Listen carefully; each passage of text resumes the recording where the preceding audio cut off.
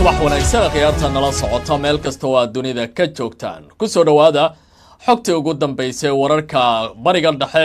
dadaalada diblomaasiyadda iyo dhaqdhaqaaqyada militariga oo warar kala duwan ay ka soo baxayaan saaka oo ay taariikhdu tahay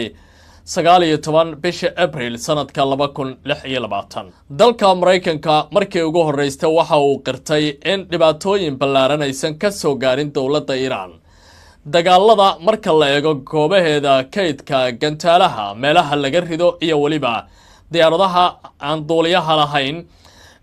ka qayb qaadanaya weerarada xaddigii ugu badnaa ayay dawladda Mareykanku tilmaamaysaa hadda inay gacanta ku hayso dawladda Iran haddaba arrimahaasi maxay ku qorayaan wargeysyada waaweyn ee dalka Mareykanka xaggeesa xogtaasi laga soo xigtay barnaamijka aroornimo ee saaka ayaad ku daawanaysaan khiyaarta ay nala socotay waxaan sidoo kale fiirin doonaa inta aan barnaamijka joogno xogaha ugu dambeeya ee laga qorayo diblomaasiyadda waxaana ka mid ah dawladda Iran oo hadda dib u daraasaynaysa go'aan iyo soo jeedin ka yimid dhinaca Mareykanka oo la soo mariyo Pakistan xilli xiisadu ay aad u sii kululaanayso marka la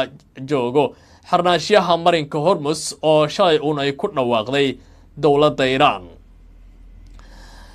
isla wararkaasi haddii aan sii eego Israel ayaa markii ugu horeysay ka warantay doorkeeda ku aadan wadaxaajoodka ee gobolka bariga dhexe ee dhinaca Mareykanka ay la leeyihiin Iran waxay leeyihiin waxaa jira saraakiil inna matalaysa oo wada hadalkaasi fadhisa markii ugu horeysay ayay qoraysaa saaka warbaahintooda xilli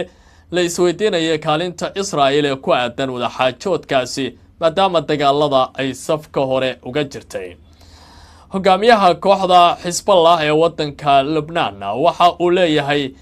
keebka qoriga iyo waliba gacanta askarteena ayaa isdul saaran waxaana markasta diyaar u nahay inaan ka jawaabno weerarada gardarrada ah ee ka imaanaya dhinaca Israel qodobadaasi iyo xogaha kale oo ay saaka qorayaan wargeysyada waaweyn ee gobolka bariga dhexe faalaynaya ayaan barnaamijkan ku faaqadayaa ee khiyaarta ay nala socotay soo dhawaada Mareykanku waxa uu qiranayaa markii ugu horeysay dalka Iran in uu gacanta ku haysto 40% diyaaradaha iswada ee isqarxiya kuwaas oo qayb ka ahaa weeraradii ka soconaya gobolka bariga dhexe tani waxay qayb ka noqonaysaa saameynta ballaaran haddii dagaaladu ay dib u qarxaan carqaladeyn karaysa amniga gobolkaasi iyo waliba dawladaha Mareykanka xiriirka la leh ee dhibaatooyinka wajahi karaya warbixin oo oggii hore ee saaka uu daabacay wargeyska The New York Times ayaa sheegaya in mas'uuliyiin militariga ah oo ka tirsan Mareykanku ay xaqiijiyeen in Iran ay wali haysato qiyaasaadkii 40% kaydka diyaaradaha aan duuliyaha lahayn ee droneska loo yaqaano oo ay u adeegsanaysa weerarada saldhigyada iyo waliba dawladaha ku yaala bariga dhexe ee gacan saarka la leh dalkaasi Mareykanka sida lagu sheegay warbixinta inkastoo ay jireen weeraro iyo waliba cadaadis military oo saameyn ku yeesha awoodda military ee Iran haddana waxa uu dalkaasi wali sii haystaa bay yiraahdeen qayb kale oo muhiim ah oo awooddiisa diyaaradahaas taas oo muujinaysa in uu si buuxda u lumin awoodda weerarada dhinaca cirka ee saameyntiisu ay sii ballaaran karayso haddii dagaalkan uu socdo mas'uuliyiin Mareykan ayaa tilmaamaya in arrintan ay ka dhigan tahay in Iran wali ay leedahay awood ay ku fulin karayso weeraro mustaqbalka isla markaana ay sii haysan karto baa layidhi halis amni oo ka jirta gobolka bariga dhexe taas oo saameyn karaysa xulufada dawladaha bariga ku yaala warbixintu waxay sidoo kale xusteen qiimeyntan ay qayb ka tahay la socodka joogtada ah ee Mareykanka iyo saameynta military ee Iran gaar ahaan marka la joogo awoodda dhinaca cirka iyo weerarada istaba joogga ah oo ay dawladdaasi fulin karto dhinaca kale waxaa soo baxaya wali kaydkaasi marka laga yimaado diyaaradaha iswada ah in dawladda Iran 60% kaydka gantaalaha iyo goobihii laga toorayay ay wali leedahay tan oo saameyn ku yeelanaysa amniga gobolka iyo waliba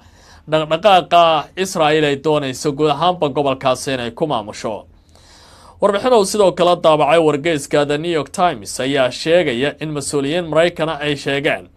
in 60% dawladda Iran ay awood u leedahay in goobaha iyo weliba xarumaha laga rido gantaalaha ay si hagaaga u shaqayn karaan. mas-uuliyiintan ayaa laga soo xigtay in ay tilmaameen awoodda Iiraan ay ku ridi karayso gantaalo kale oo cusub haddii dagaaladu ay bilowdaan ay tahay mid aad u suuragal ah, isla markaana ay haystaan kayd kale oo ballaaran oo gantaalo ah. warbixintu waxay intaa ku dartay in qiimayntu ay qayb ka tahay dabagal military oo Maraykanku uu ku sameeyay gantaalaha dalka Iiraan xilli xiisadda amni ay ka sii darayso gobolka bariga dhexe, isla markaana laga baqdin qabo in wada hadallada aan aad tabarta badan u lahayn oo dowladda Pakistan ay hogaaminayso inay burburaan. dowladda Iiraan ayaa markii ugu horeysay ku dhawaaqday inay tixgelinayso dhambaal Maraykanka ka yimid oo la soo mariyay waddanka Pakistan oo xalay gaaray gacantooda, isla markaana khubaro ka tirsan golaha sare ee amnigu ay haatan si aad u daraasaynayaan. dhinaca kale waxay tilmaantay dowladda Iiraan inaanay marnaba ka tanaasuli doonin waxyaabaha taabanaya amniga qowmiga ah iyo madax bannaanida qaran ee dowladdaasi Jamhuuriyadda Islaamiga ah ee Iiraan. warbixin saaka ay daabacday wakaaladda wararka ee Faransiiska ee AFP la yiraahdo ayaa sheegaysa in Iiraan ay sheegtay in ay si taxadar leh u daraasaynayso soo jeedinta cusub oo ay ka heshay Maraykanka, kaas oo loo gudbiyay ama laga soo gudbiyay baa la yiri dhexdhexaadinta Pakistan si loo gaaro xal siyaasadeed oo lagu soo eebiyo colaadda muddada dheer ka taagan gobolka bariga dhexe. sida lagu sheegay bayaan ay soo saaray baa la yiri xoghaynta golaha sare ee amniga qaranka ee Iiraan oo lagu faafiyay wakaaladda wararka dowladda ee IRNA. Iiraan waxay xaqiijisay in waftigeeda wada xaajoodka uusan aqbali doonin wax tanaasula oo wax u dhimaya baa la yiri danaha guud ee amniga qaranka, isla markaana si buuxda u difaaci doonaan waxa ay ku tilmaameen danaha shacabka dalka Iiraan iyo waliba ilaalinta qabka waddankaasi uu leeyahay. bayaan kale oo laga soo xigtay mas-uuliyiinta Iiraan ayaa lagu sheegay in dalkaasi uu sii wadi doono adkeynta xakamaynta marinbiyoodka istiraatiijiga ee Hormuz oo 20% shidaalka dunida iyo badeecada caalamku ay maraan, si loo socdo baa la yiri habraacyada cusub ee ay ku jiraan ilaalinta amni iyo nidaamyada lacag qaadis ah oo la xiriira adeegyada cusub ee amniga iyo deegaanka dalkaasi la xiriira. Iiraan ayaa sidoo kale sheegtay inay ka jawaabi doonto cadaadis kasta oo dibadda uga yimaada, iyadoo adkeynaysa in ay ilaalin doonaan madax bannaanida siyaasadeed ee waddankaasi iyo midda amni. ilaa iyo hadda ma soo bixin wax jawaab ah oo rasmi ah oo ka imaanaya dalka Maraykanka oo ku saabsan arrintan cusub ee ka soo yeertay dowladda Jamhuuriyadda Islaamiga ee Iiraan. xilli wada xaajoodka gobolka bariga dhexe uu marayo meel xasaasi ah, haddana waxaa la isweydiinayay kaalinta Israa'iil ay ku leedahay dadaalada iyo miisaska diblomaasiyadda ee Islaamabad. hase haatee markii ugu horeysay warbaahinta Israa'iil ayaa daboolka ka qaadaysa warar soo baxaya oo tilmaamaya in ay qayb ka noqon karaan dadaaladaasi. warbaahinta I24 la yiraahdo ee Israa'iil ayaa soo xigatay mas-uuliyiin diblomaasiyadeed oo sheegaya in Israa'iil ay si kooban uga qayb qaadatay arrimaha la xiriira wada hadalka Iiraan maalmihii ugu dambeeyay. sida lagu sheegay mas-uuliyiintan laga soo xigtay ka qaybgalka Israa'iil ee dhinacyada la xiriira wada xaajoodka Iiraan waxa uu ahaa mid xadidan, iyadoo si buuxda ay uga dhex muuqan howlaha socda ee la xiriira dadaalada diblomaasiyadeed ee dowladda Islaamabad ay gacanta ku hayso.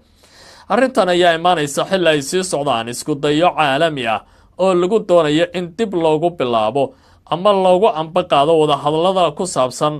barnaamijka nuclearka Iiraan, kuwaasi oo ay ku lug leeyihiin dhowr dalal oo heer caalami ah, kuwaasi oo doonaya colaadan in la soo gabagabeeyo ka aloosan gobolka bariga dhexe. ilaa iyo hadda ma jirto faahfaahin kale oo dheeraada oo ka soo baxaysa sababaha ka dambeeya ka qaybgalka xadidan ee Israa'iil. hase yeeshee falanqeeyaal ayaa tilmaamaya in arrintan ay la xiriirto istiraatiijiyadda cusub ee siyaasadeed iyo midda amni ee ka jirta gobolkaasi. ugu dambeyntii, arrinta la xiriirta xabad joojinta waddanka Lubnaan ayaa u muuqatay inaysan hadda ku taagnayn cagab ballaaran, waxaana dhinacyada kala duwan wararka ka imaanaya ay sheegayaan in askarta isbaacsanaysa ee xisbiga iyo kuwa ciidamada Israa'iil ee ku sugan xuduudda Falastiin iyo waliba dhulka Lebanon ay markasta suuragal tahay rasaastun ay afka ka baxdo. Ra'iisul Wasaare Benjamin Netanyahu ayaa tilmaamay in qarankiisa uu difaaci doono halka Naciim Qaasim oo ah hogaamiyaha guud ee ururka xisbigu uu ku dhawaaqay in markasta askartiisu ay diyaar yihiin oo dagaalka ay qaadi karayaan kana jawaabi karaan tallaabo kasta oo ka timaada dhinaca Israa'iil. subax wanaagsan ayaan idin leeyahay khiyaarta inala socota wararkan iyo wixii kale ee soo kordha tabinadeena kale ayaan idinku sheegayaa soo dhawaada